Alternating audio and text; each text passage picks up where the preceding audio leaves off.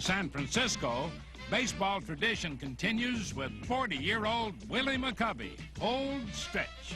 He should pass a milestone soon when he hits his 500th career home run. McCovey has been providing the punch for a team deep in strong young pitchers.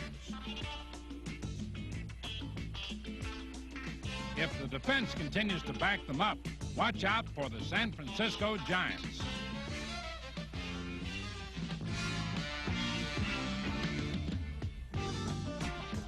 And keep your eye on Gaylord Perry, a new face on the San Diego pitching staff. This season had hardly begun when Perry moved into third place on the all-time strikeout list.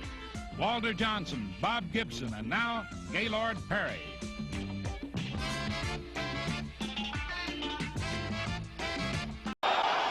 The San Francisco Giants are another early season surprise, winning games by playing them tight to the vest. To do that, you need talented pitchers. And the Giants have a bundle, like this young left-hander, Bob Knepper. The Cubs lost 2 straight 2-1 cliffhangers to the Giants, and when they're that tight, every play counts.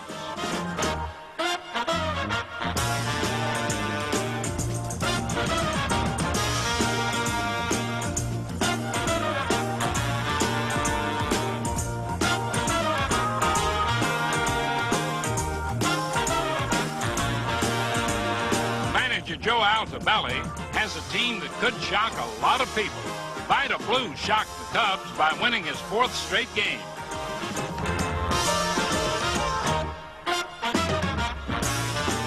How about that, son? Through the first 5 innings, Mr. Blue had Cub fans wondering if they were going to see a no-hitter. But this base hit took care of that idea. Old Stretch, Willie McCovey, gives leadership and confidence to Vida Blue and the young Giants. They know he's been through more than one pennant race. Big Mac knows what it takes, and one thing is a little luck.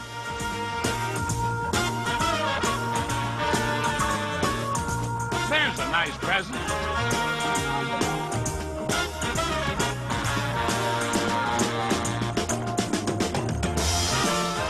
Bullpen ace Gary Lavelle to wrap it up. The San Francisco Giants just might hang in there till the bottom of the 9th.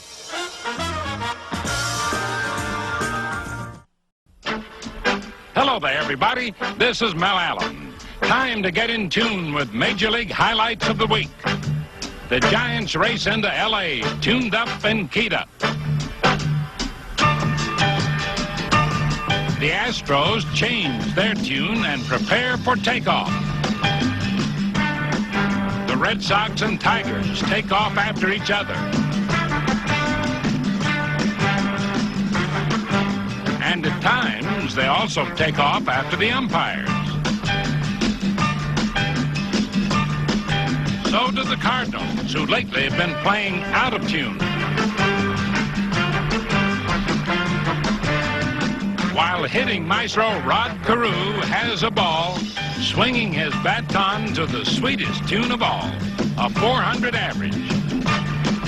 So friends, stay tuned for all this and more, coming up next on This Week in Baseball.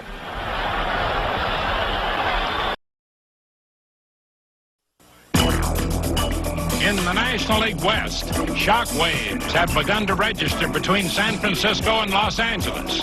John the Count Montefusco is sound again, and so is his team, the San Francisco Giants. With their confidence and enthusiasm boiling over, the Giants rolled into Dodger Stadium with a 7-game winning streak. But the Dodgers were out to end that streak and knocked the Giants off their first-place perch. Rick Mundy did his best with a couple of 3-run homers.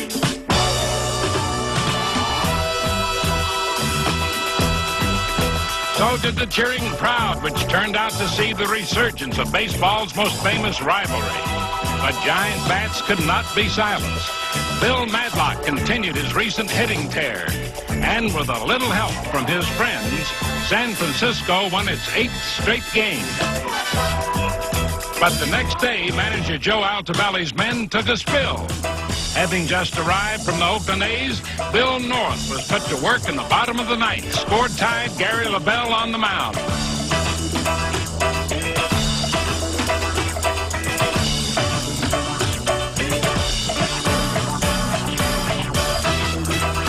A leadoff double for North. That set the crowd to buzzing and set the stage for this scene. Bill Russell up, the bases full of Dodgers.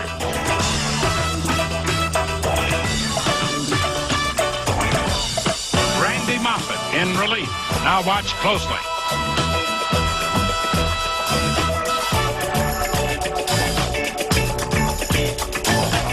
The umpire rules the pitch hit Russell, forcing in the winning run.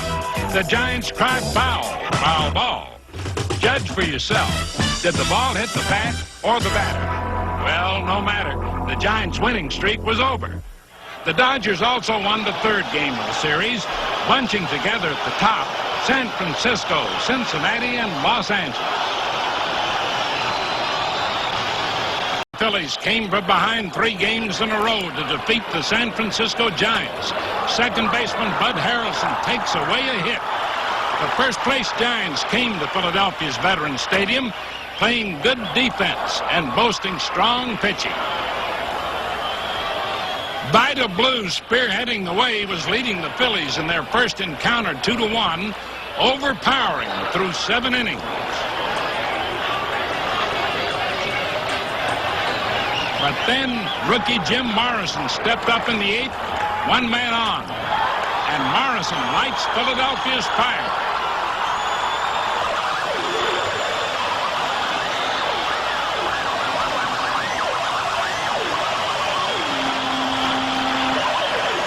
The electricity was really jumping, and if one shot wasn't enough, pinch hitter Bob Boone immediately followed with another.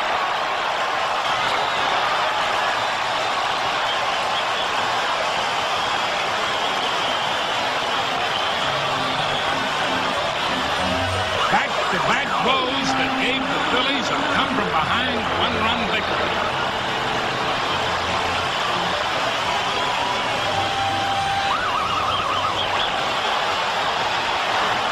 The following night, Philadelphia again trailed by a run. Ace reliever Gary LaBelle on the mound, bottom of the ninth. Runners on second and third, 2 out, and Philly fans are on their feet because at the plate is the bull, Greg Luzinski. And the pitch, and he lines it to center field. Olay! The tying run scores. And here comes Larry Bowa with the winner.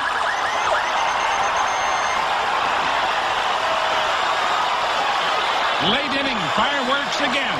The Giants had to wonder, was there no mercy in Philly? None.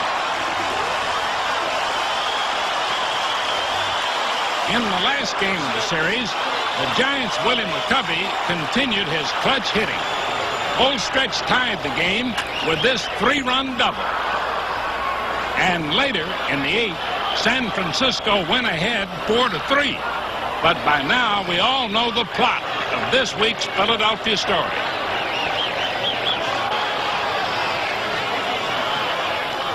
With Gary LaBelle in relief, the Phils have just tied the score in the 9th, have a runner on third, and it's pinch hitter Jose Cardenal at bat. And he does the damage.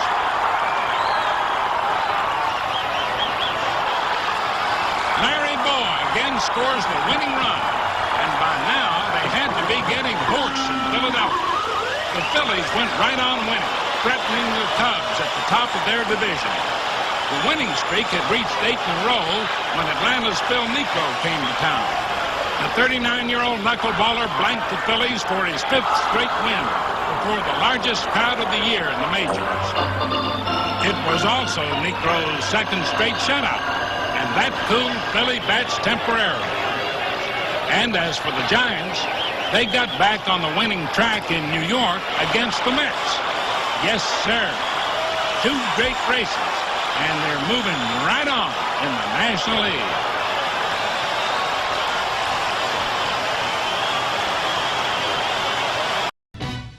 The San Francisco Giants have also been providing their share of thrills. An old baseball cliche says the Giants are supposed to swoon in June. But for the most part, San Francisco has stayed on top in the West.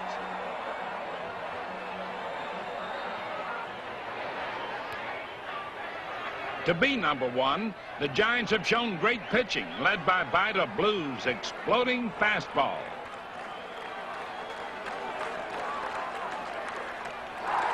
The pitchers have certainly done their part, but so have other youngsters, like fleet center fielder Larry Herndon.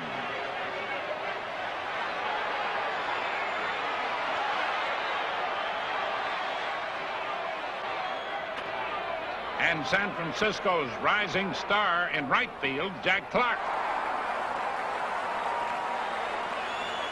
Both Jack Clark and the Giants have come into their own at the same time. Not only has Clark hit 300 with power, he's delivered in the late innings, like this 3-run ninth-inning blast that beat the Mets.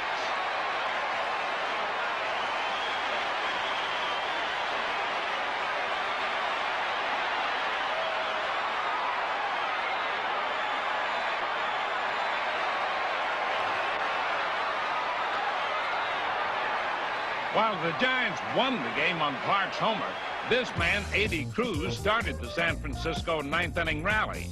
After it beat the deadline trade from the Cubs, Cruz arrived just in time to hit this pinch hit homer, the 31st pinch hit round tripper in the major leagues this season. And if you think that's a lot, last year's total of 95 tied a big league record. The pinch hitter is surrounded by drama and excitement. Meanwhile, up the coast in San Francisco, the boisterous crowds that filled Candlestick Park to watch their first-place Giants were also watching the scoreboard with heartfelt interest. Vida Blue, the heart and soul of this year's exuberant team, acts as cheerleader when he's not pitching, and Giant fans just cheer. And cheer. And cheer. And here's why. Another clutch hit for San Francisco.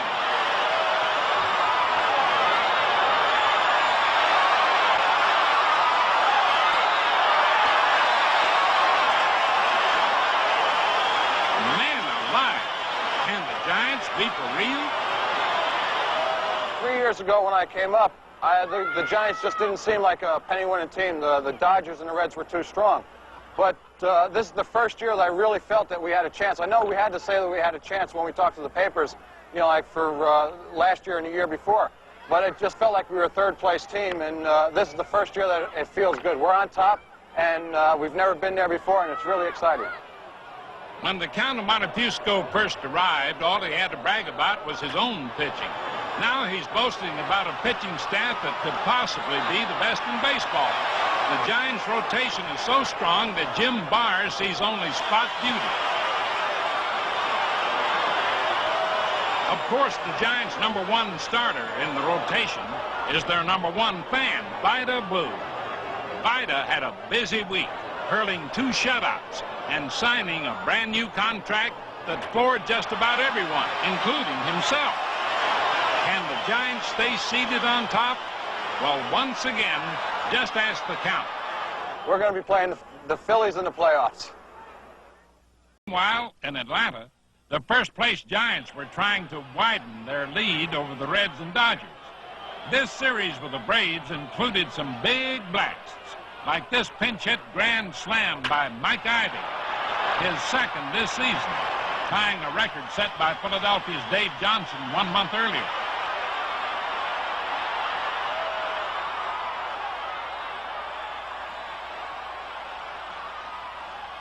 Everybody was hitting the long ball in this series. Atlanta's Jeff Burrows charged back to regain the league lead in hitting without losing his power stroke.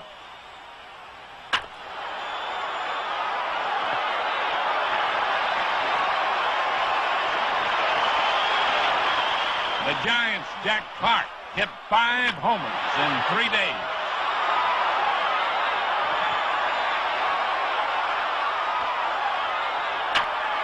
Clark can hit homers, and he can also take them away. How about that?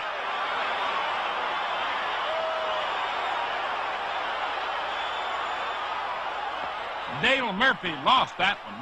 Perhaps Murphy's law applies in baseball, too. But the next time up, Dale simply hit it a little farther with the bases loaded. Another grand slam. The Braves' power attack took 3 of 4 from the Giants.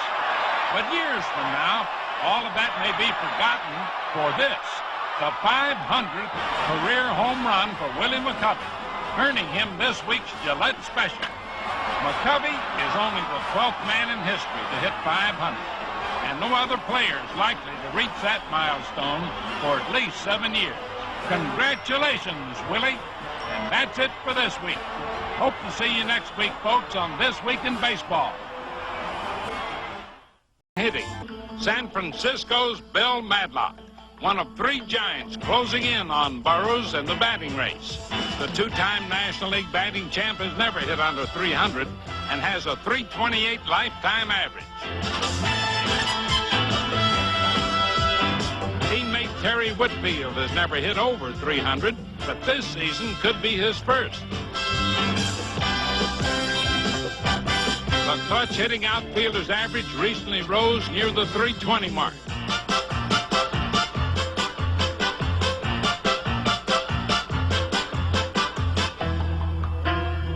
.22-year-old Jack Clark, the 3rd Giant making loud noises in the batting race.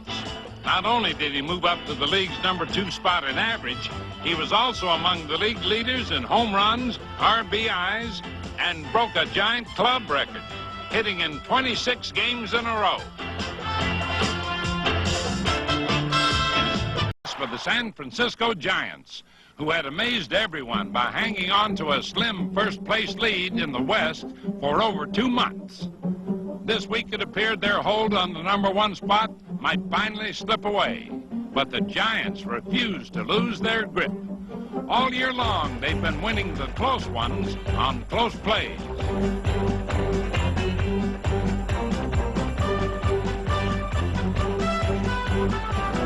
Jack Clark, only 22 years old and still learning, but already a solid, most valuable player candidate.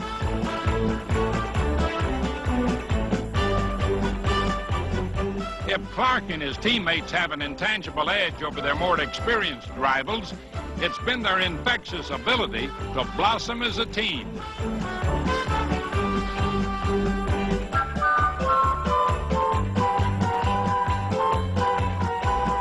Few expected Bill Madlock to make the move from 3rd base to 2nd, but his manager did and considers it a key to Giants' success. Bill accepted the move toward the tail end of last year, went over to 2nd base, actually went to our instruction league in Phoenix and played some ball games at 2nd base there.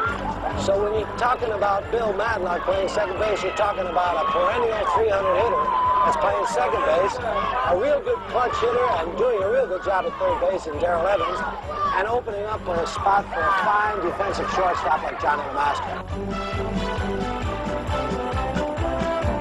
Of course, with a pitcher like Vida Blue on the mound, fielders tend to stay on their toes and get on top of the big plays.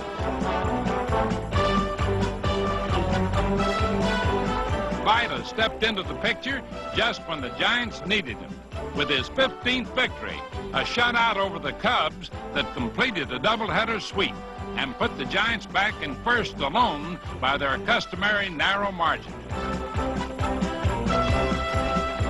In the National League Western race, the Giants remain in the winner's circle. On any given day, the picture could change, but don't ever try to convince San Francisco fans. They just keep on cheering their league leaders. And at Candlestick Park, the music plays on and on.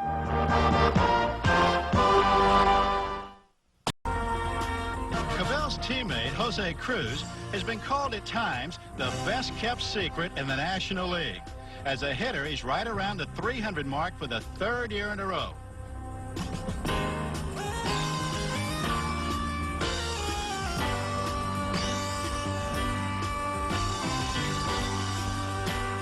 Game, you know, with this big atmosphere change and everything, I think it's more of a mental aspect up here. You know, towards in college, you're not playing for money, you're not doing anything. You know, you're playing to go to school, and you come up here and now you're getting money, and there's a few things that involves like media and a lot more other other aspects of the game other than baseball. And there's a lot of things that you have to adapt to, but it's still a good old game, you know. You've got to go out and pitch no matter where you're at. Go out and pitch is exactly what Bob Welch did when the Dodgers needed some mid-season aid on the mound. Coming off the college campus a year ago, Welch started the season in the minors, then joined Los Angeles in a pennant race and promptly won his first 5 decisions. During San Diego's Ozzie Smith won't swipe a pennant for the Padres this year, but he's up their stock considerably with over 30 steals and spectacular play in the field.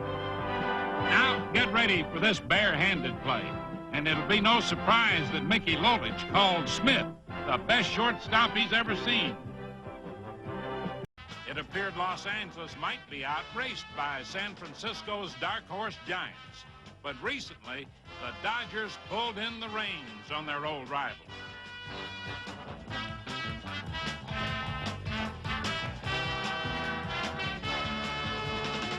Manager Joe Altobelli deserves plenty of credit for taking San Francisco this far and insists his young team will still be heard from. But all that could be heard was the blasting of Dodger bats, shaking up a tiring Giant pitching staff, a 2-game sweep in Los Angeles, and then the next week, 2 more in San Francisco.